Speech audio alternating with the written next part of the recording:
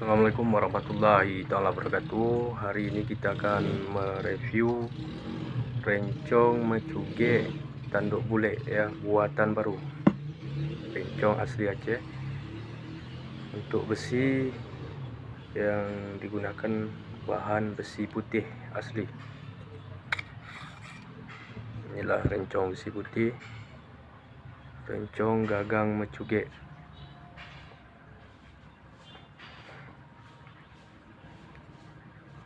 Inilah rencong Aceh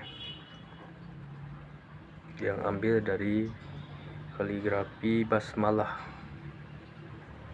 ba, sin, mim, ha.